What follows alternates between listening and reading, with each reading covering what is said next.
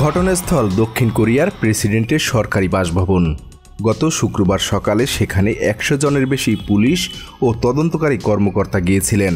কর্মকর্তাদের সঙ্গে ছিল দেশটির সাময়িক বরখাস্ত প্রেসিডেন্ট ইয়ন সুক ইয়োলকে গ্রেপ্তারের পরোয়ানা। ইয়নকে গ্রেপ্তারের প্রচেষ্টা ঘিরে দক্ষিণ কোরিয়ার প্রেসিডেন্টের সরকারি বাসভবনের বাইরে এক নাটকীয় পরিস্থিতির সৃষ্টি হয়। প্রায় 6 ঘন্টা ধরে অচলাবস্থা চলে। শেষ পর্যন্ত ইয়নকে গ্রেপ্তারে ব্যর্থ হয় দক্ষিণ কোরিয়ার কর্তৃপক্ষ। কিন্তু ইয়নকে গ্রেপ্তার করাটা পুলিশ তদন্তকারীদের পক্ষে এত কঠিন কেন? তাকে কারা পাহারা দিচ্ছেন? গ্রেপ্তারি পরোয়ানা থাকা সত্ত্বেও ইয়োলকে কেন গ্রেপ্তার করতে পারল না পুলিশ? কোন ক্ষমতা বলে দেশের আইনশৃঙ্খলা বাহিনীকে বুড়ো আঙুল দেখালেন তিনি? আর প্রশাসনই বা এখন কি করবেন? সেই সম্পর্কে বিস্তারিত জানাবো আমাদের আজকের ভিডিওতে।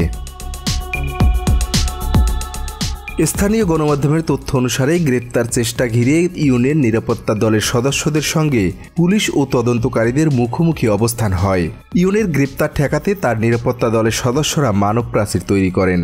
গ্রেপ্তারকারী দলের পথ আটকাতে তারা যানবাহন দিয়ে প্রতিবন্ধকতা সৃষ্টি করেন।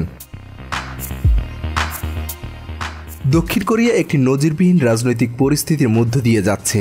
সবাইকে হতবাক করে দিয়ে গত 3 ডিসেম্বর দক্ষিণ কোরিয়ায় সামরিক আইন জারি করেছিলেন ইয়ন। কিন্তু তীব্র প্রতিরোধের মুখে মাত্র 6 ঘন্টার মাথায় তিনি তা প্রত্যাহার করতে বাধ্য হন। স্বল্পস্থায়ী এই সামরিক আইন জারির জেরে 14 ডিসেম্বর ইয়নকে পার্লামেন্টে অভিশংসন করা হয়।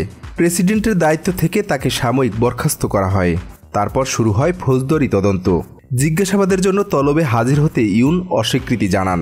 এর জেরে 31 ডিসেম্বর ইয়নের বিরুদ্ধে গ্রেপ্তারি পরোয়ানা জারি করেন দেশটির একটি আদালত। দক্ষিণ কোরিয়ায় এই ডানপন্থী নেতার প্রতি এখনও দেশটির জনগণের জোরালো সমর্থন রয়েছে বলে প্রতীয়মান হয়। গত শুক্রবার সকালে ইয়নকে গ্রেপ্তার চেষ্টার বিরোধিতা করে হাজারো মানুষ তার বাসভবনের বাইরে জড়ো হয়েছিলেন। তবে অনেকের মতে ইয়ন এখন একজন নিন্দিত, অসম্মানিত নেতা। তার ভাগ্য ঝুলে আছে সাংবিধানিক আদালতের সিদ্ধান্তের ওপর। এই আদালত যদি ইয়নের অভিশংসন বহাল রাখেন তাহলে তাকে প্রেসিডেন্টের পদ থেকে অপসারিত করা যাবে। কিন্তু ইয়নকে গ্রেপ্তার করাটা পুলিশ তদন্তকারীদের পক্ষে এত কঠিন কেন? ইয়নকে কারা পাহারা দিচ্ছেন তার মধ্যেই আছে এই প্রশ্নের উত্তর। দক্ষিণ কোরিয়ার আইন প্রণেতারা ইয়নের অভিশংসনের পক্ষে ভোট দেওয়ার পর তার কাছ থেকে প্রেসিডেন্টের ক্ষমতা কেড়ে নেওয়া হয়েছে। কিন্তু তিনি এখনও নিরাপত্তা সুবিধা পাচ্ছেন। আর এই ব্যক্তিরা প্রেসিডেন্সিয়াল সিকিউরিটি সার্ভিস PSS গত শুক্রবার ইয়নের গ্রেপ্তার ঠেকাতে মুখ্য ভূমিকা পালন করেন। সিওলের হানকুক ইউনিভার্সিটি অব ফরেন স্টাডিজের সহযোগী অধ্যাপক ম্যাসন রিচি বলেন, ইয়নের প্রতি আনুগত্য থেকে কিংবা নিজেদের আইনি ও সাংবিধানিক ভূমিকা সম্পর্কে বিভ্রান্তিকর ধারণা থেকে PSS এই কাজ করে থাকতে পারে। ইয়নকে প্রেসিডেন্টের দায়িত্ব থেকে সাময়িক বরখাস্ত করা হয়েছে। এই প্রেক্ষাপটে PSS-এর উচিত ছিল দক্ষিণ কোরিয়ার ভারপ্রাপ্ত প্রেসিডেন্ট চং সাংমুকের কাছ থেকে নির্দেশনা নিয়ে কাজ করা। PSS-এর ভূমিকা নিয়ে ম্যাসন রিচি সম্ভাব্য 2টি ব্যাখ্যা দাঁড় করিয়েছেন। তিনি বলেন, ইয়নকে সুরক্ষা দেওয়া থেকে বিরত থাকার বিষয়ে হয় PSS-কে নির্দেশনা দেননি ভারপ্রাপ্ত প্রেসিডেন্ট চই, কিংবা তারা তার এমন আদেশ প্রত্যাখ্যান করেছেন।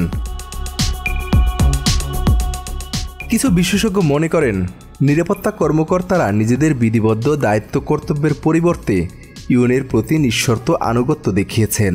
এই ঘটনার বিশেষজ্ঞরা এই প্রসঙ্গে PSS-এর প্রধান পার্ক জং জুনের নিয়োগের কথা সামনে এনেছেন।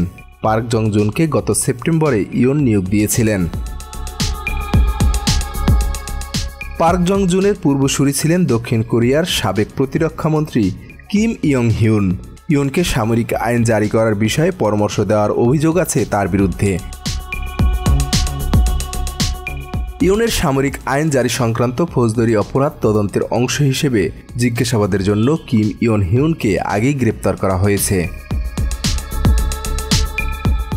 যুক্তরাষ্ট্রভিত্তিক আইনজীবী ও কোরিয়া বিশেষজ্ঞ ক্রিস্টোফার জমিনলি বলেন, ব্যাপারটি এমনও হতে পারে যে ইয়ন এই পরিস্থিতির প্রস্তুতির অংশ হিসেবে তার কট্টর অনুগত ব্যক্তিদের দিয়ে PSS-কে সাজিয়েছেন।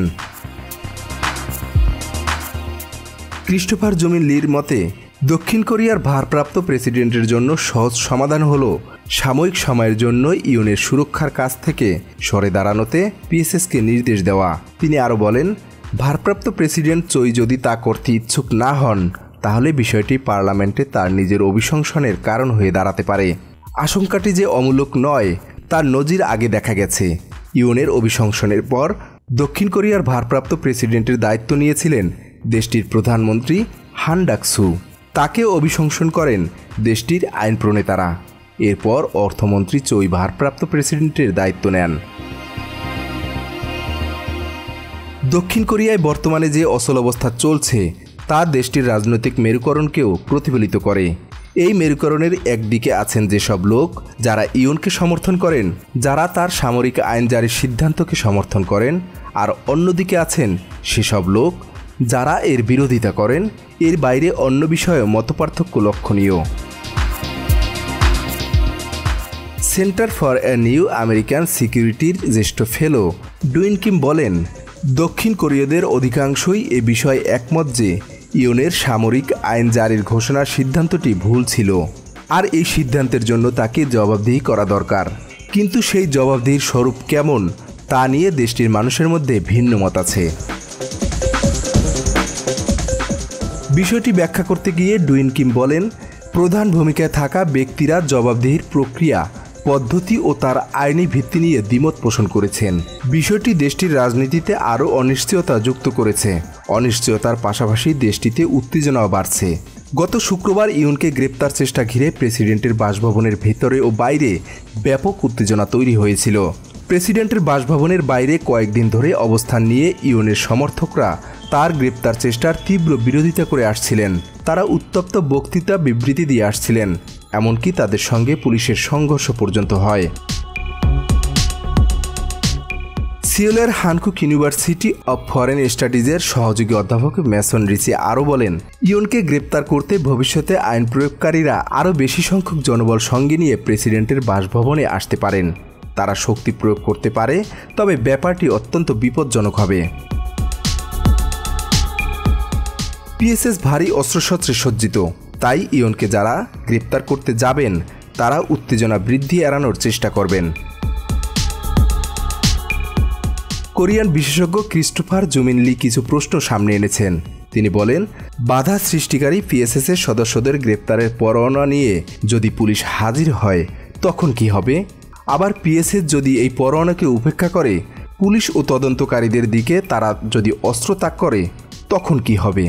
দক্ষিণ কোরিয়ার পুলিশ বলছে, ইউনকে গ্রেপ্তারে বাধা দেওয়ার ঘটনায় তারা পিএসএসের পরিচালক ও তার ডেপুটির বিরুদ্ধে তদন্ত করছে।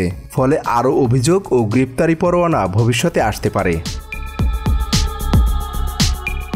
ইউনের বিরুদ্ধে তদন্ত করছে দেশটির দুর্নীতি তদন্ত কার্যালয় সিআইওর বয়স মাত্র 4 বছর। ফলে একটি নবীন সংস্থা হিসেবে ইউনের মতো ব্যক্তির বিরুদ্ধে তদন্ত কাজ পরিচালনা করাটা সিআইওর জন্য সহজ বিষয় নয়।